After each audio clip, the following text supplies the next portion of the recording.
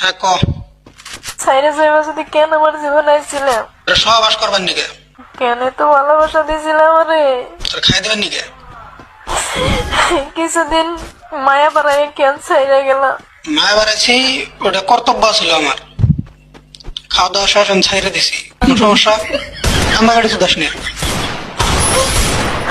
আমার তুমি ব্যস্ততা দেখাইয়া তোর সাথে তুমি অন্য কলে ব্যস্ত।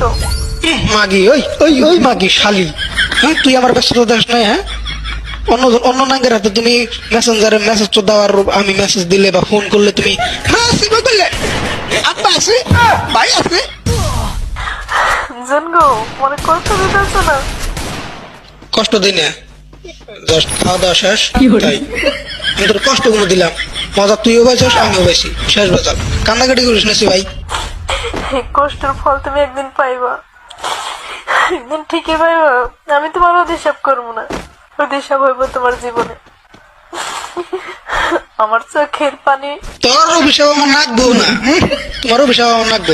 তুমি যখন কত কত চাওয়ার পাইছো, তখন তোমার এনে মনে আসাল না, হ্যাঁ? আর এখন তোমার অভিশাপ